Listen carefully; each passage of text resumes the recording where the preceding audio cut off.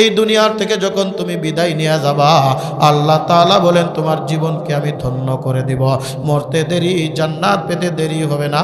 আল্লাহ তাআলা বলেন ওয়া মাইয়ুতিইল্লাহা ওয়া রাসূলাহু ফাকাদ ফাযা ফাওজান আযীমা।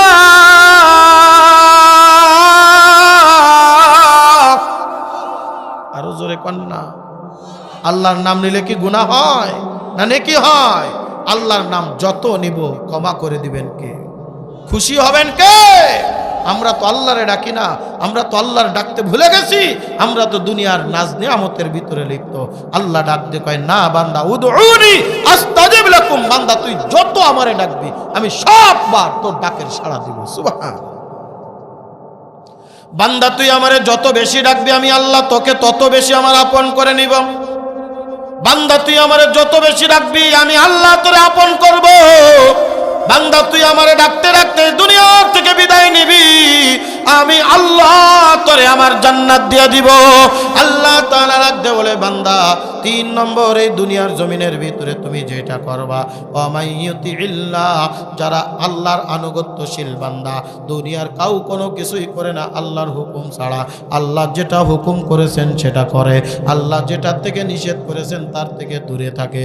আল্লাহ তাআলা বলেন 4 নম্বর, ওয়ার রাসূল, আল্লাহর রাসূলের সুন্নাত মোতাবেক জীবন গড়ে। এই 4টা কাজ যদি দুনিয়ার জমিনের ভিতরে করে যাইতে পারো, আল্লাহ তাআলা ডাক দে বলে বান্দা ফাকাদ ফাযা ফাওজান আযীমা। আল্লাহ তাআলা দুনিয়াও তোমারে সফল কাম করে দিবে, আখিরাতের জমিনেও সফল কাম করে দিবেন কে? আল্লাহ তাআলা ডাক দে বলে বান্দা রে, আমি আল্লাহর সাথে সম্পর্ক না করে যদি অন্ধকার কবরে যাও, ওই অন্ধকার কবরে কোনো মামু খালুর পরিচয় চলবে না, ওই অন্ধকার কবরে বাপ দাদার পরিচয় চলবে না, অর্থ সম্পদের পরিচয় চলবে না। আল্লাহর সাথে সম্পর্ক তৈরি করো, আল্লাহ তাআলা তোমারে মাফ করে দিবে, আল্লাহ তাআলা তোমারে ক্ষমা করে দিবে। ওই অন্ধকার কবরে যখন যাইবা, আল্লাহ তাআলা ডাকতে বলে আয় বান্দা আয় আয় আয়। একজন নেককার বান্দা যখন কবরে যায়, আল্লাহ তাআলা ডাক দে বলেন, ওই মাটি ডাক দে বলে, কবরের মাটি ডাক দে বলে এ ফেরেশতারা রে, এই দুনিয়ার মধ্যে যত মানুষ চলাফেরা করত, এই লোকটারে আমার সব থেকে বেশি ভালো লাগতো। আজকে তুমি আমার কবরের ভিতরে আসছো, মাত্র 3.5 হাত কবর থাকবে না, ওয়াসাউ, এই কবরটা বিরাট বড় প্রসিদ্ধ হয়ে যাবে, প্রশস্ত হয়ে যাবে, এই কবরটা প্রশস্ত হয়ে যাবে, এই কবরে জান্নাতের দরজা আল্লাহ তাআলা খুলে দিবে। সম্মানিত হাজিরিন বন্ধুগণ আমার, আল্লাহর মহব্বত যদি আমার দিলের ভিতরে থাকতো, একজন মানুষের কানে যখন দ্বীনি মাহফিলের আলোচনার আওয়াজ যায়, এলান যখন যায়, ওই লোকটা কোনোদিন ঘরে বসে থাকতে পারতো না, ওই লোকটা কোনোদিন নিজের অবস্থানে থাকতে পারতো না। যাদের অন্তরের ভিতরে আল্লাহর মহব্বত আর ভালোবাসা আছে, যাদের অন্তরের ভিতরে আল্লাহর ভালোবাসা তৈরি হয়ে যায়, ওই লোকটা সব সময় আল্লাহর কাজের জন্য দিলটা বড় পাগল হয়ে যায়। কোথায় গেলে আমার আল্লাহরে পাওয়া যাবে, কোথায় গেলে একটু আমি আমার জীবনের গুনাহ খাতাগুলি মাফ করাইতে পারবো, কোথায় গেলে আল্লাহ তাআলা কিয়ামতের ময়দানে আমাকে মাফ করায়া দিবে। বলতে পারেন হুজুর তাহলে এখানে আসলে কি আল্লাহ আমাকে মাফ করবে কিনা? আল্লাহর নবী ডাকতে বলেন, এ দুনিয়ার মানুষ শুনো, ইজা মারারতুম বিরিয়াজিল জান্নাতি ফারতাউ, ক্বালু ইয়া রাসূলাল্লাহ ওয়া মা রিয়াজুল জান্নাহ, ক্বালা হিলাকুয যিকর আও কামা ক্বালা আলাইহিমাস সালাতু ওয়াস সালাম। আল্লাহর নবী বলেন, যখন তোমরা জান্নাতের বাগানের পাশ দিয়া যাবা, তখন তোমরা এই জান্নাতের বাগানে বসে যাবা। সাহাবায়ে কেরাম আরজ করলেন, ইয়া রাসূলুল্লাহ, ইয়া হাবিবাল্লাহ, এই দুনিয়ায় আবার জান্নাতের বাগান কোথায়? আমরা তো জানি মানুষ যখন দুনিয়ার থেকে বিদায় নিয়ে যায়, আল কবরু মির রিয়াজিল জান্নাহ আও হুফরাতুম মিন হুফারিন নার, কবরটা হয় জান্নাতের বাগান হবে, নতুবা জাহান্নামের আগুনের টুকরা হয়ে যাবে। এই দুনিয়ায় আবার জান্নাতের বাগান কোথায়? আল্লাহর নবী বলেন, দুনিয়ার যেই মজলিসের মধ্যে আমার আল্লাহর জিকির হয়, আল্লাহর কথা আলোচনা হয়, স্মরণ হয়, আল্লাহ তাআলা ওই দুনিয়ার ওই মজলিসটাকে ততক্ষণ পর্যন্ত জান্নাতের বাগান বানিয়ে দেয়। যতক্ষণ পর্যন্ত আল্লাহর আলোচনা হয়, জিকির শব্দের অর্থ হলো আলোচনা করা, আল্লাহর স্মরণ করা। যেই কাজের মাধ্যমে আল্লাহর স্মরণ হয় ওইটাই হলো জিকির। জবানের জিকির, সুবহানাল্লাহ, আলহামদুলিল্লাহ, আল্লাহু আকবার, এগুলিকে বলা হয় তাসবিহাত। এগুলিও একটা জিকির। আবার কোরআনুল কারীমের মধ্যে আল্লাহ তাআলা বলেন, ইন্নাস সালাতা তানহা আনিল ফাহশাই ওয়াল মুনকার ওয়ালা যিকরুল্লাহি আকবার। যেরকম আল্লাহু আকবার। জিকির বলতে আমরা শুধু বুঝি সুবহানাল্লাহ, আলহামদুলিল্লাহ, আল্লাহু আকবার, লা ইলাহা ইল্লাল্লাহ, এইটাকেই আমরা মনে করি, মনে হয় এটাই জিকির। কি কথা ঠিক না? কিন্তু শুধুমাত্র এটাই জিকির নয়। জিকির একটা আম শব্দ। জিকির হলো যেই কাজের কারণে আল্লাহ তাআলার স্মরণ হয়, যে কাজের মাধ্যমে আল্লাহর স্মরণ হয়, আল্লাহ তাআলা ওই কাজগুলি, ওই জিনিসগুলি হলো জিকির। যেমন কোরআনের মধ্যে আল্লাহ তাআলা বলেন, দুনিয়ার মানুষ শোনো, নিশ্চয় নামাজ অশ্লীল বেহায়াপনা কাজ থেকে বিরত রাখে, নামাজ দুনিয়ার ফাহিশা কাজকর্ম থেকে বিরত রাখে। আল্লাহ তাআলা বলেন, এই নামাজ হলো এই দুনিয়ার মধ্যে সব থেকে আল্লাহর বড় জিকির। ওয়ালা যিকরুল্লাহি আকবার, বড় জিকির। তার নাম কি? নামাজ। নামাজ একটা আল্লাহর জিকির। অর্থাৎ নামাজ কার স্মরণে পড়ি আমরা? কাকে খুশি করার জন্য আমরা নামাজ পড়ি? কার রাজামন্দির জন্য নামাজ পড়ি? দুনিয়ার কারুর দেখানোর জন্য নামাজ আমরা পড়ি না। দুনিয়ার কারুর দেখানোর জন্য যদি আমার আপনার নামাজ হয়, নামাজ আল্লাহর দরবারে কবুলও হয় না। কি কথা ঠিক না? আল্লাহ পাক রব্বুল আলামিন কুরআনুল কারীমের একেবারে শেষের দিকে, শেষ যেই 10টা সূরা, এই 10টা সূরার একটা সূরার নাম হলো সূরাতুল মাউন। এই সূরাতুল মাউনের মধ্যে আল্লাহ তাআলা ওই সমস্ত নামাজীদেরকে ধমক দিয়েছেন, ওই সমস্ত নামাজীদেরকে আল্লাহ পাক রব্বুল আলামিন লানত করেছেন, জাহান্নামের ভয় দেখিয়েছেন, যেই সমস্ত নামাজীরা মানুষ দেখানোর জন্য নামাজ আদায় করে। ফাওয়াইলুল লিল মুসাল্লিন আল্লাযীনা হুম আন সালাতিহিম সাহুন আল্লাযীনা হুম ইউরাউন।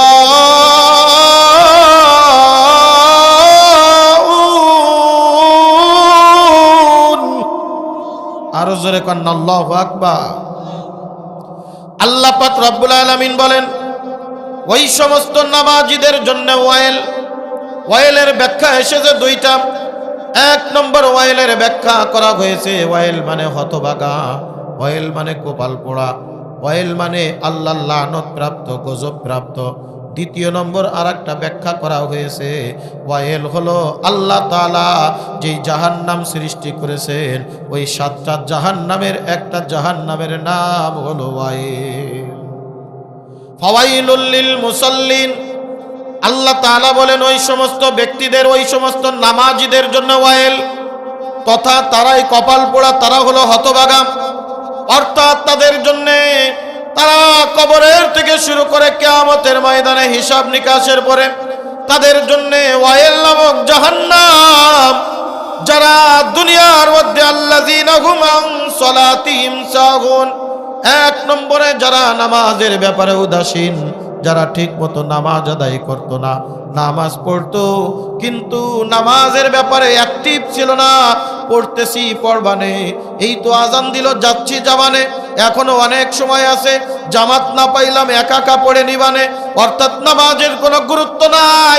আজান হয়ে যায়, দুনিয়ার কাজের ভিতরে লিপ্ত থাকে, আজান হয়ে যায়, দুনিয়ার কাজকর্মের ভিতরে মনোযোগী বসন করে থাকে। আল্লাহ তাআলা বলেন নামাজের ব্যাপারে যাদের গুরুত্ব নাই, ওই মসজিদের মুয়াজ্জিন যখন আজান দেয়া দেয়, হাইয়া আলাস সালাহ হাইয়া আলাল ফালাহ, আয় বান্দা নামাজের দিকে আয়, আয় বান্দা কামিয়াবির দিকে আয়। একজন ইমানদার আর মুমিন বান্দা এই আজানের পরে দুনিয়ার কোনো কাজের ভিতরে লিপ্ত থাকতে পারে না।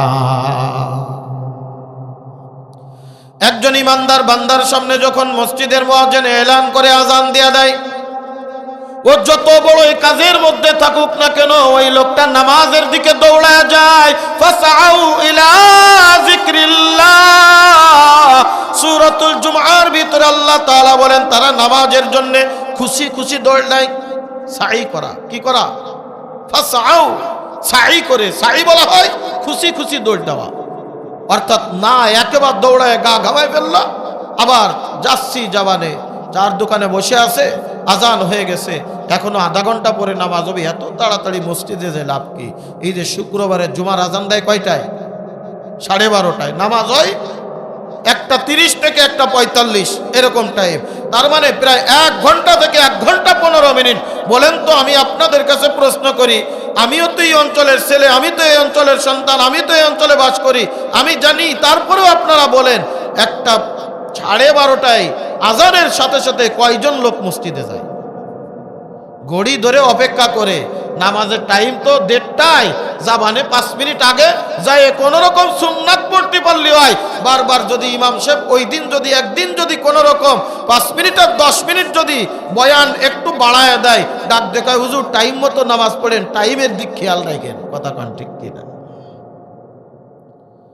চার দোকানে দুনিয়ার আড্ডায় ঘন্টাকে ঘন্টা ব্যয় করতে পারি, সেখানে টাইমের দিকে লক্ষ্য নাই।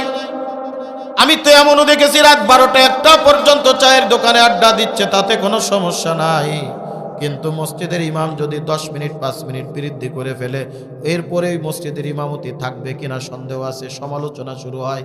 ওই চার দোকানে বসে বসেই দেখবেন সমালোচনা করবে, এই হুজুর দিয়ে চলবে না, এই হুজুর টাইম নাই বেশি, এই হুজুর কথা কয় বেশি। জোরে কোন কথা ঠিক কিনা? 5 মিনিট না, 1 মিনিট দেরি করলে অনেক সময় ইমামতি চলে যায়, এরকম অনেক নজির আমার কাছে আমি দেখেছি। 1 মিনিট দেরি করেছে, ইমামতি বাদ, হুজুর আপনার টাইম খেয়াল নাই, চলে যান। আল্লাহ তাআলা ডাক দিয়ে বলেন, ফাওয়াইলুল লিল মুসাল্লিন আল্লাযীনা হুম আন সালাতিহিম সাহুন।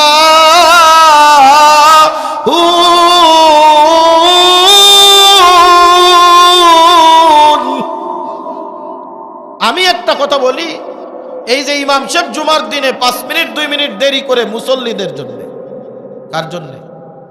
কথা কন, বলবেন হুজুর কেমনে? দেখবেন 12:30টায় আজান দিয়েছে, ইমাম সাহেব রেডি 12:30টার সময়, 1টা বাজে যায়, 1:10 বাজে যায়, মুসল্লি 5-7 জন, তখন হুজুর ওঠে বয়ানে। কি কথা ঠিক না? আমি আপনি যদি 12:30টায় মসজিদে হাজির হয়ে যাইতাম, ইমাম সাহেব 12:30টায় একেবারে বয়ানে শুরু করত, আধা ঘন্টা বা 35 মিনিট আলোচনা করে আজান সময়ের আগেও নামাজ পড়তে পারত। কথা কোন ঠিক কিনা? এই যে আমি বাইমাইল গাজীপুর মিনার মসজিদে জুমা পড়াই, প্রত্যেক বৃহস্পতিবার আপনাদের এখান থেকে আমি সেই গাজীপুর যাই। 12:10 মিনিটে আজান দেয়। আজান যখন দেয়, আজানের আগে 12টার মধ্যেই পুরা মসজিদের নিচতলা প্রায় 700 লোক একতলায় নামাজ পড়তে পারে। প্রায় 700 লোক একতলায় নামাজ পড়ে একবার নিচতলা পরিপূর্ণ টাপে টাপে পরিপূর্ণ হয়ে যায়। 12:10 আজান দেয়। আমার সাথে যারা ফেসবুক বা ইন্টারনেটে অ্যাড আছেন দেখবেন 12:10 বেজে গেলে আমার মোবাইলে সাথে সাথেই লাইভ শুরু হয়ে গেছে বয়ান। আজান দিয়ে লা ইলাহা ইল্লাল্লাহ বলে শেষ করে আর আমি মেহরাবে উঠে বয়ান শুরু করে দিই।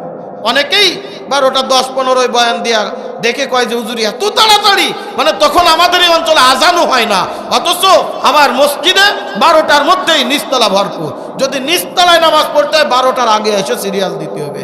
কিছুদিন আগে 10টার সময় আমি ঘুমের থেকে উঠে দেই 5-7 জন গেটের সামনে দাঁড়ানো, তালামারা, তো মসজিদ পরিষ্কার করে তালামারা রাখছে, না হলে তো বাইরের মানুষ যে ময়লা করে ফেলবে। আমি বললাম কি ব্যাপার এখানে দাঁড়ায় আছেন? বলে হুজুর নিচতলায় জায়গা পাই না, তো এই জন্যই 10টার সময় এসে দাঁড়ায় রয়েছি। আমার মসজিদে ঠিক 1:05 বেজে যাবে, বয়ান শেষ।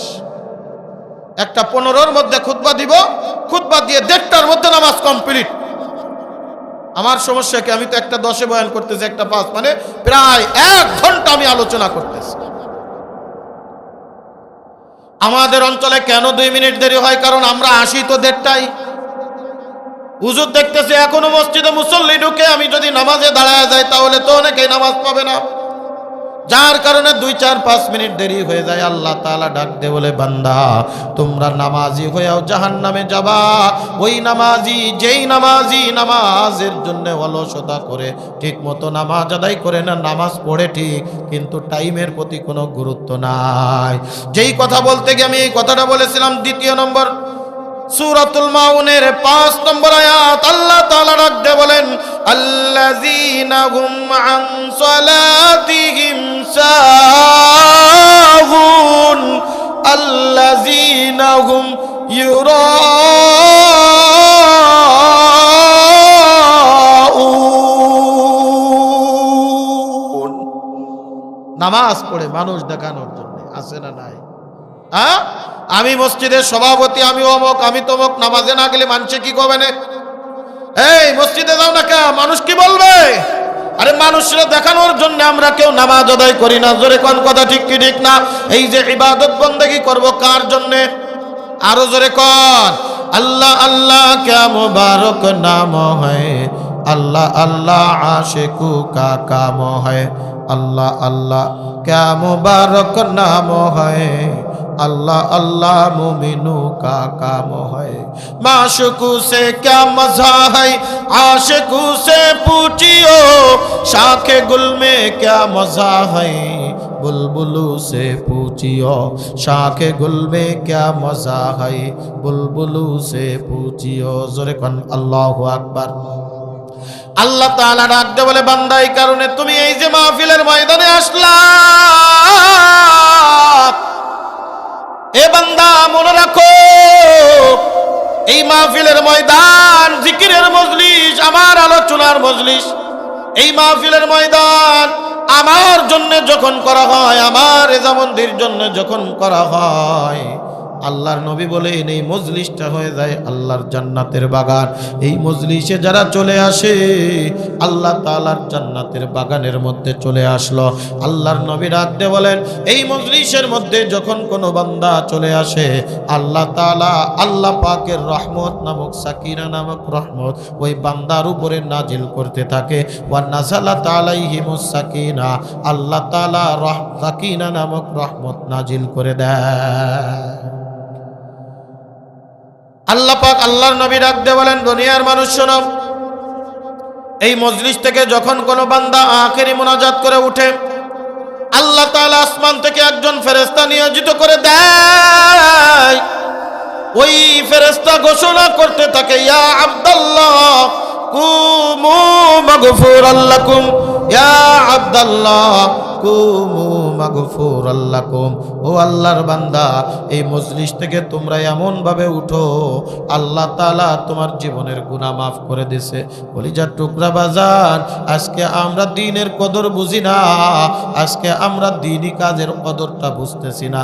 এই যে আজকে যদি আমি আপনি দুনিয়ার থেকে বিদায় নিয়ে অন্ধকার কবরের দিকে রওনা দিয়ে দিই, ওই অন্ধকার কবরে গিয়ে বুঝি আসবে এই দুনিয়ার জমিনে কেন আমি আল্লাহর ইবাদত করি নাই, কেন মাহফিলের ময়দানে বসি নাই, কেন আমি দ্বীনি কাজকর্ম করি নাই, কেন আমি নামাজ পড়ি নাই, কেন আমি বন্দেগী করি নাই, কেন আমি আল্লাহরে ডাকি নাই, কেন আমি আল্লাহর স্মরণ করি নাই।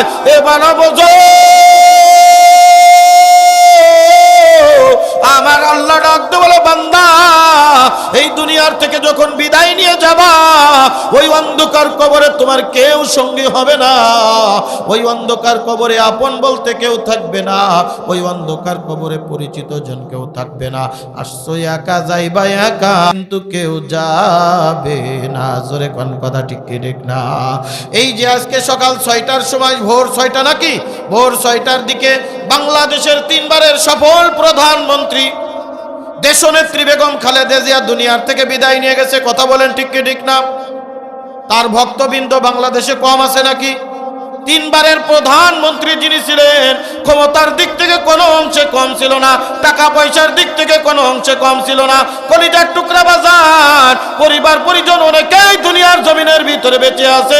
লন্ডন থেকে তার ছেলে তারেক রহমান পর্যন্ত এসেছে, মায়ের পাশে দাঁড়ায়। কিন্তু বলেন, যদি ওই অন্ধকার কবরে মারে বাদ দিয়ে তারে রাখা হবে, আমার মনে হয় কেউ বলবেন আমি যাব। জোরে কোন কথা ঠিক কিনা? আসছো একা, যাইবা একা, অন্ধকার কবরে একাই যাওয়া লাগবে। আমার আপনার এই দুনিয়ার কাজকর্ম ইবাদত বন্দেগী যদি না থাকে, অন্ধকার কবরে যে মুনকার নাকির যদি সওয়াল করে বসে, এ বান্দা তুমি কি আমল করে আসছো, মার রাব্বুকা মান দীনুকা মান নাবিয়ুকা, আমি যদি উত্তর না দিতে পারি, অন্ধকার কবরে কিন্তু কেউ আমার ঠেকায়া দিতে পারবে না। আমাদের কত আত্মীয় স্বজন, পরিবার পরিজন, অনেক মহব্বতের মানুষ আজকে দুনিয়ার থেকে বিদায়। কি কথা ঠিক না?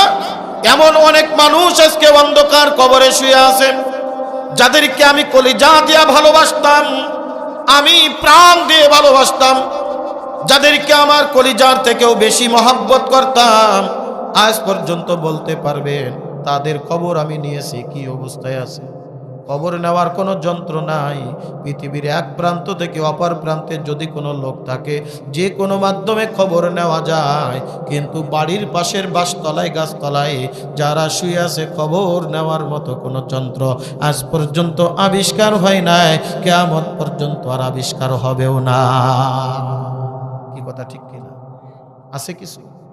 আমি কবরের পাশ দিয়ে হেঁটে যাব, এই কবরের মধ্যে কি হচ্ছে আমার কোনো খবর থাকবে না। কথা বলেন ঠিক কিনা? কিছুই কাজে আসবে না, যত বড়ই যা কিছু হও না কেন। আজ সারা বাংলাদেশের মানুষ শোকাহত, সারা বাংলাদেশের মানুষ আজ তার জন্যে রুহের মাগফিরাত কামনায় দোয়া করে বেগম খালেদা জিয়ার জন্যে। কিন্তু যদি বলা হয় ওই কবরে তারে না রেখে তোমারে রাখা হবে, বলবেন না না, যে মরছে তারে দাও। 2 দিন 3 দিন কাঁদবে, কাঁদতে কাঁদতে কিন্তু তারপরে আবার ভুলে যাবে।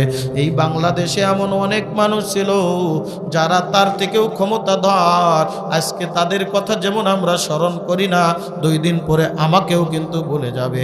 কিন্তু আমি কি নিয়া মাওলার কবরে যাই, এইটা যদি আমি আপনি না করে যাই, কিয়ামত পর্যন্ত কবরের জিন্দেগি কোন হালাতে থাকবে, এটা আমার কবরে আমার যাওয়া লাগবে, কেউ কিন্তু যে দেবে না। কলিজার টুকরা বাজান, গভীর মনোযোগ। এই কারণে দুনিয়ার জমিনের মধ্যে যে কয়দিন আমি আপনি হায়াত পাই, ওই কয়দিন আমি আল্লাহর হুকুম মতো নিজের জীবন পরিচালনা করব, আমার আপনার আমলকে সহি শুদ্ধ করব, আমার আপনার ঈমানকে মজবুত করব। আমি যদি ঈমান আর আমল না নিয়ে মাওলার কবরে যাই, আল্লাহর জান্নাত হবে না। ওই যে ফাওয়াইলুল লিল মুসাল্লিন, ওয়াইল নামক জাহান্নাম যদি আমার জন্য অপেক্ষা করে, আমার কিন্তু ঠেকাইয়ে দিতে কেউ পারবে না। ওই কিয়ামতের ময়দান এমন একটা কঠিন ময়দান, যেই ময়দানের ভিতরে মা তার সন্তানের পরিচয় দিবে না, সন্তান তার মায়ের পরিচয় দিবে না, বন্ধু তার বন্ধুর পরিচয় দিবে না, ভাই তার ভাইয়ের পরিচয় দিবে না, স্ত্রী তার স্বামীর পরিচয় দিবে না। একসাথে 40-50 বছর পর্যন্ত একই বিছানার নিচেই তুমি ঘুমাও। ওই কিয়ামতের ময়দানে স্ত্রী ডাক দিয়ে বলবে, না না না, দুনিয়াতে আমার কোনো স্বামী ছিল বলে মনে পড়ে না, থাকলেও আজকে আমি কি করে দিব। ইয়া নাফসি ইয়া নাফসি ইয়া নাফসি, নিজের চিন্তা নিজেই করতে থাকবে রে বাজার। এখনো সময় আছে, আসো ওই আল্লাহর পথে ফেরো, ওই আল্লাহর কাজের দিকে ফেরো। এ সীমাখালী বিশ্বাস পাড়া এলাকার কলিজার টুকরা যুবক, আজকে তো তোমরা নাম দিয়েছো যুব সমাজের মাহফিল, কিন্তু আমার সামনে যারা বসে আছে অধিকাংশ মুরব্বী, এই যুব সমাজগুলো শুধু নামের দ্বারাই মাহফিল দিলে চলবে না। আল্লাহর ইবাদতের ভিতরে যদি জীবনটা পরিচালনা করতে না পারো, ও যুবক তুমি কি দেখো না কত যুবক আজ অন্ধকার কবরে। ওই অন্ধকার কবরে যদি চইলা যাও, ওই অন্ধকার কবরে কবর থেকে ঠেকায় দেয়া, ওই অন্ধকার কবরে বাঁচার কোনো উপায় থাকবে না। জোরে কোন কথা ঠিক কি ঠিক না? বুজুর্গি কি नहीं हमको जरूरत, गुलाम अपना बना ले ऐ खुदाया, गुलाम अपना बना ले ऐ खुदाया। तू कुजा ओ सुन्नते अहमद कुजा, बा मोहम्मद कई बुवद निस्बत तुरा, बा मोहम्मद कई बुवद निस्बत तुरा। ज़ोरे कन अल्लाहु আকবার। কলিজার টুকরা বাজান, গভীর মনোযোগ।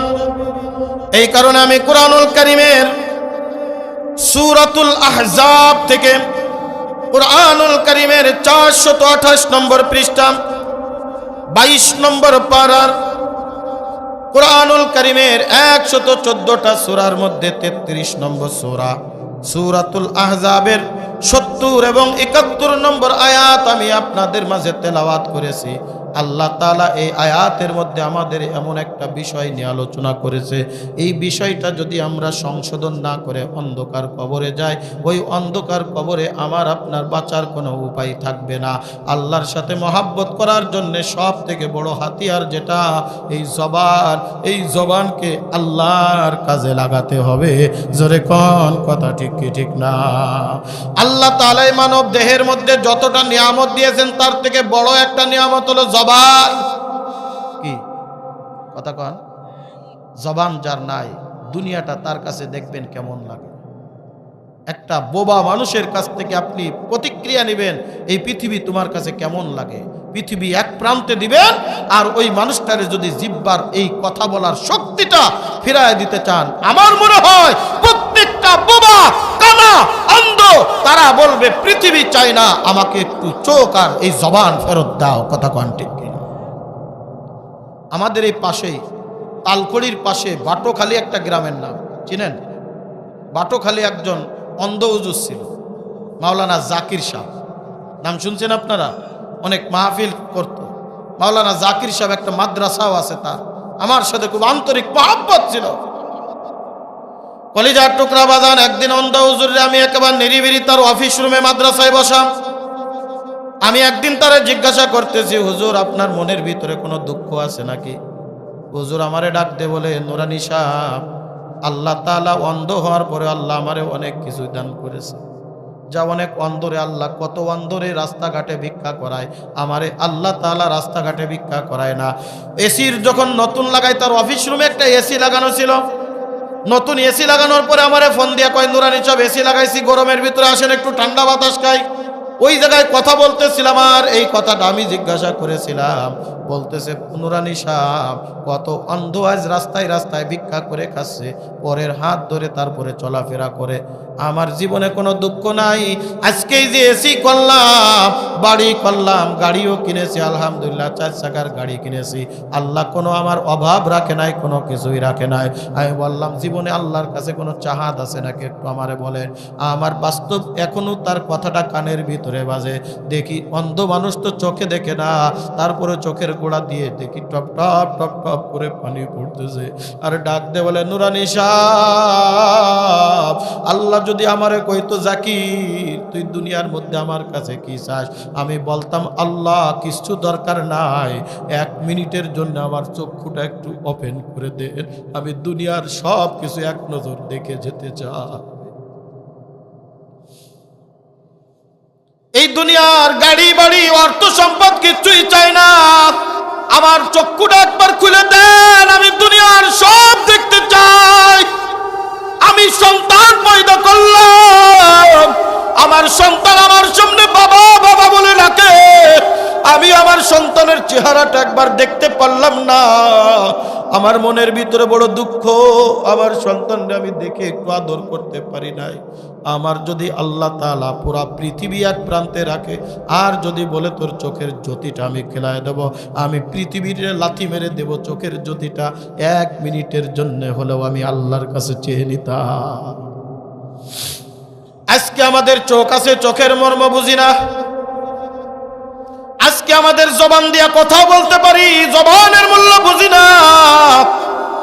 কত মানুষ দেখবা আমার থেকেও কত সুচিরিবান, আমার থেকেও কত দামি, আমার থেকেও কত সুন্দর, টাকার কোনো অভাব নাই, ক্ষমতার কোনো অভাব নাই, সম্পদের কোনো অভাব নাই। এই দুনিয়ার মধ্যে আল্লাহ তাআলা অনেক কিছু দিয়েছে। আমার মতো একটা জিহ্বা আল্লাহ তাআলা তারে দিয়েছে, কিন্তু জিহ্বা দিয়া কথা বলতে পারে না। এরকম অনেক মানুষ আছে না নাই? আমি সেদিন একটা ছেলেকে দেখে বড় অবাক হয়ে গেলাম। দেখি রাস্তার পাশে দাঁড়ায় আছে, আমি বাঁশি দিচ্ছি বারবার, গাড়ির বাঁশি দিয়ে কিন্তু সরে না। একজন ডাক দিয়ে বলে, হুজুর এই লোকটা কানেও শোনে না আর কথাও বলতে পারে না।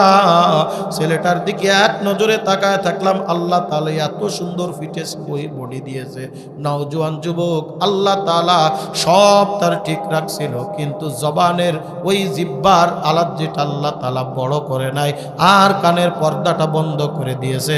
পৃথিবীর সব কিছু তার কাছে এখন অন্ধকার।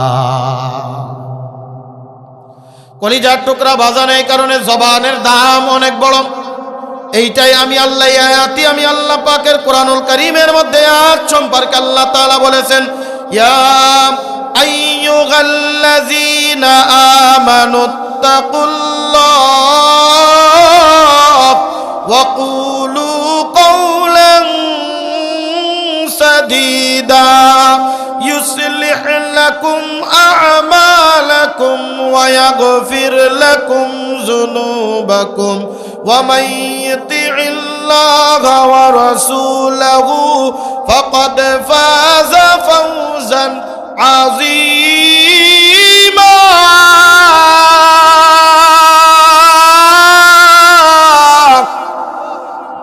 আল্লাহ তাআলা ডাক দিয়ে বলেন, দুনিয়ার মানুষ, এক নম্বরে দুনিয়ার জমিনের মধ্যে আমি আল্লাহর সাথে সম্পর্ক তৈরি করো। ইত্তাকুল্লাহ, আমি আল্লাহকে মহাব্বত করো আর ভালোবাসো। আমি আল্লাহর সাথে একটা গুড কানেকশন তৈরি করে নাও। এই দুনিয়ায় তোমার কেউ কিছু করে দিতে পারবে না। যদি আমি আল্লাহর সাথে তোমার সম্পর্ক থাকে, মহাব্বত থাকে, আমি আল্লাহরে যদি ভালোবেসে যাইতে পারো, আল্লাহ তাআলা ডাক দিয়ে বলে, বান্দারে এই দুনিয়ার মধ্যে তোমার কেউ কোনো ক্ষতি করতে পারবে না। যার সাথে আল্লাহ আছে, দুনিয়ায় কার কারুর দরকার হয় না। কথা বলেন ঠিক কি ঠিক না? আল্লাহ যার সাথে, তার কি কোনো বিপদ আছে? কথা বলে কষ্ট হচ্ছে আপনাদের? কলিজার টুকরা বাজান, গভীর মনোযোগ।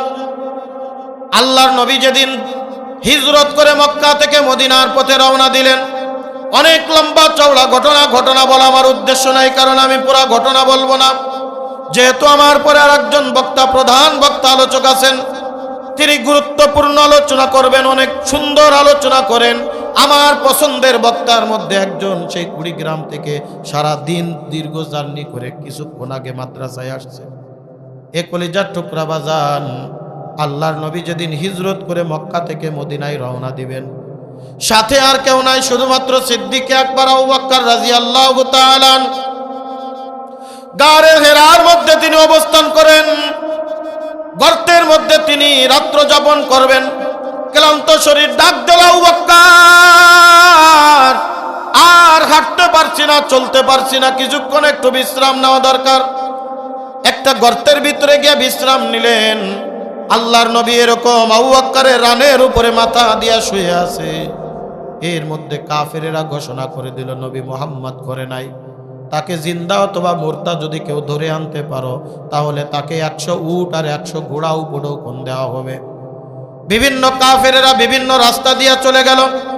আল্লাহর নবীকে ধরতে হবে, মুহাম্মদকে ধরা লাগবে, তাকে জিন্দা অথবা মুর্দা আনা লাগবে। তখনও তিনি একজন সাহাবী, তখনও মুসলমান হয় নাই, উরাকা ইবনে নওফেল। সেও লোভে পড়ে আল্লাহর নবীকে ধরার জন্য রওনা দিয়ে দিছে। অনেক চৌকস ব্যক্তি ছিল, চালাক চতুর ব্যক্তি ছিল।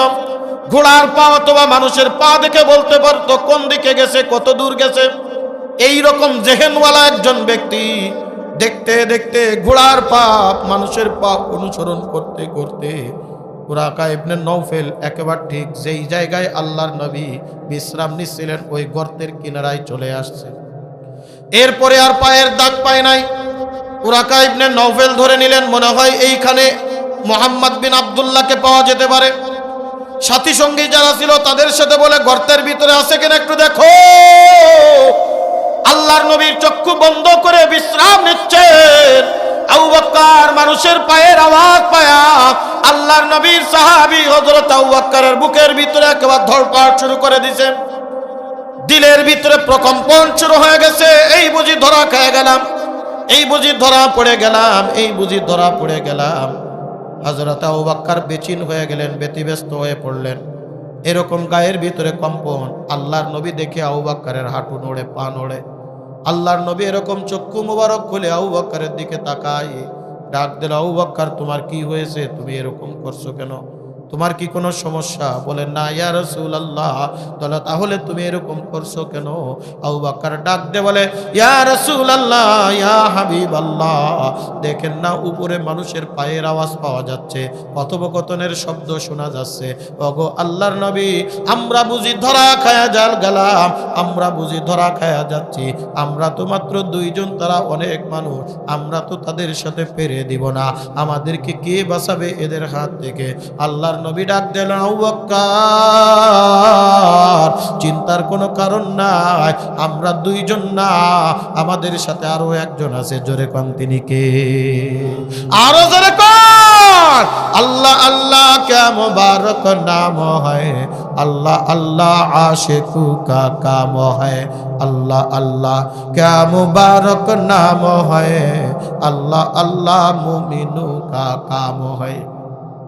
আল্লাহর নবী ডাক দিলেন, আবু বকর ইন্নাল্লাহা মাআনা, আমরা দুইজন, তোমারে কে বলেছে আমাদের সাথে একজন আছে, তিনি হলেন আল্লাহ। মাল্লাহুল মাওলা ফালাহুল কুল, আর আল্লাহ যার সাথে আছে দুনিয়ার কেউ তারকে কোনোদিন বিপদে ফেলতে পারে না। আল্লাহ যদি কাউরে বাঁচায় দুনিয়ার কেউ তারে মারতে পারে না, আল্লাহ যদি কেউ মারে দুনিয়ার কেউ তাকে বাঁচাইতে পারে না।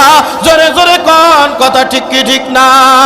আল্লাহ তাআলা ডাকতে বলে, কবুতর রে, জলদি করে গর্তের ভিতরে তুই একটা তোর গর্ত, তোর বাচ্চা বানায় ফেল। এ মাকড়সা জাল বুনিয়া দে। কবুতরে ডিম পাড়া ছাড়া কয়েক মিনিটের মধ্যে মাকড়সা জাল বিছায়া দিছে। লোকজন এরকম মাথা নিচের দিকে দিয়া ডাক দে বলে, ওরাকা ইবনে নাউফেল, এই গর্তে কেউ থাকতে পারে না, কারণ তুমি দেখো না কবুতর বাসা বাঁধে এখানে ডিম পাড়ছে, ভিতরে যদি লোক থাকতো তাহলে এই বাসা থাকতো না। জোরে জোরে কোন সুবহানাল্লাহ। আল্লাহ যার সাথে আছে দুনিয়ার কারো লাগে? কলিজার টুকরা ভাজা নাই, কারণ আল্লাহ তাআলা ডাক দিয়ে বলেন, দুনিয়ার মানুষ শুনো, আমায় আল্লাহর সাথে সম্পর্ক করে ইত্তাকুল্লাহ,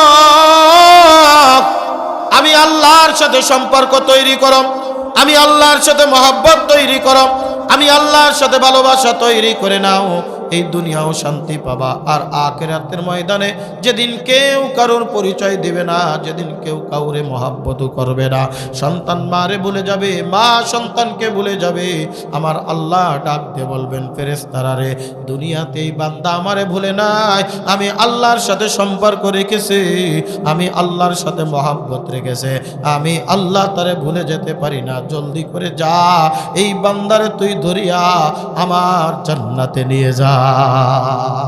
সুবহানাল্লাহ।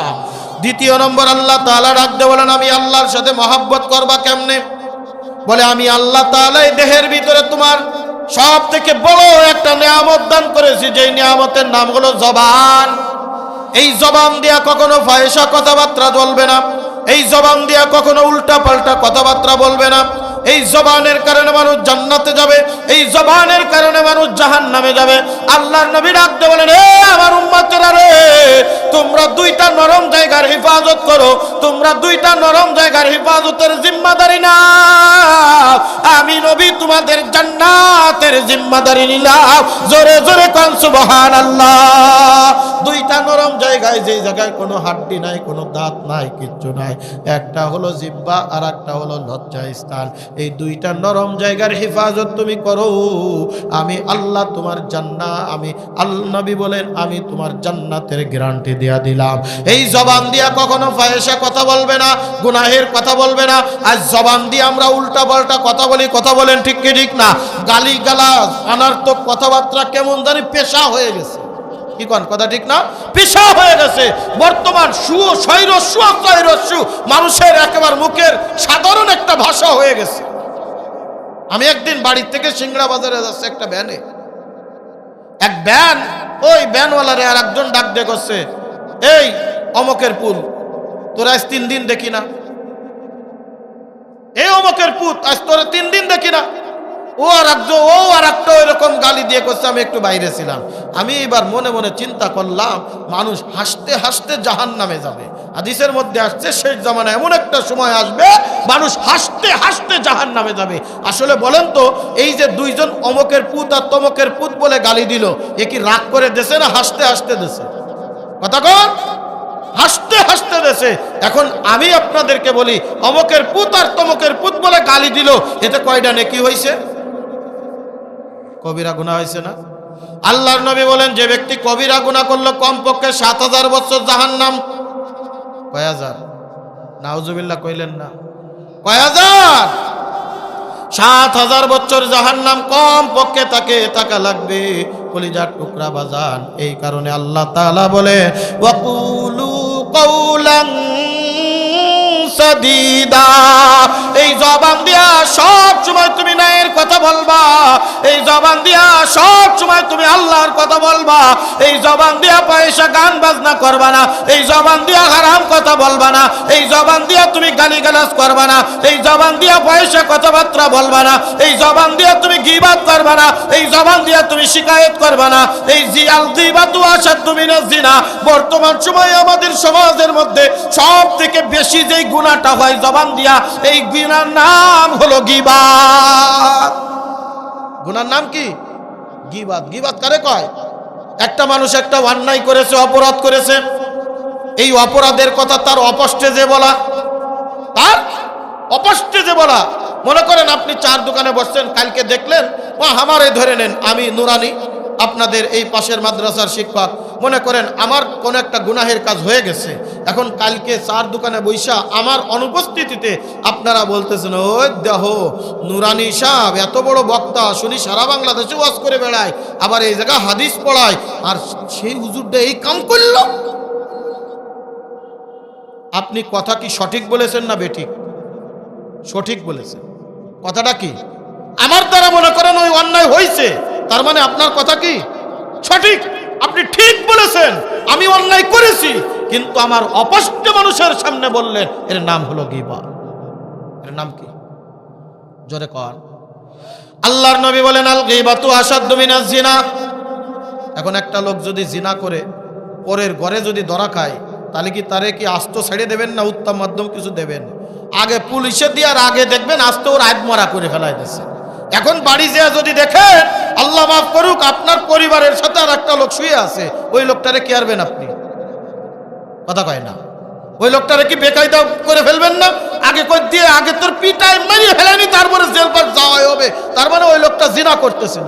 জিনাকারী ব্যক্তিদেরকে আমরা এত ঘৃণা করি। আল্লাহর নবী বলেন, আল গীবাতু আশাদ্দু মিনাজ জিনা। গীবাত হলো জিনার থেকেও মারাত্মক গুনাহ, অথচ আমরা গীবাত করতেছি। কি করতেছি? গীবাত করতেছি। আল্লাহ তাআলা কুরআনুল কারীমের মধ্যে বলেন, ওয়াইলুল লিকুল্লি হুমাযাতিল লুমাযাম আল্লাযী জামাআ মালান ওয়া আদ্দাদা ইয়াহসাবু আন্না মালাহু আখলাদা কাল্লা লা ইউনবাযান্না ফিল হুতামা ওয়া মা আদরাকা মাল হুতামা নারুল্লাহিল মুকাদা। আল্লাহ তাআলা ডাকতে বলেন, যারা মানুষের সামনে বা পিছনে তার দোষগুলো নিয়ে চর্চা করে, অর্থাৎ গীবত করে, আল্লাহ তাআলা বলেন তাদের জন্য ওয়াইল নামক জাহান্নাম। আল্লাহ বলে, ওয়াইল নামক জাহান্নাম কি তোমরা কি জানো? ওয়ামা আদরাকা মাল হুতামা। তারা যাবে হুতামার মধ্যে। হুতামা কি জানো? নারুল্লাহিল মুকাদা, একটা ঘূর্ণায়মান আগুন, যে আগুনের তেজ থাকবে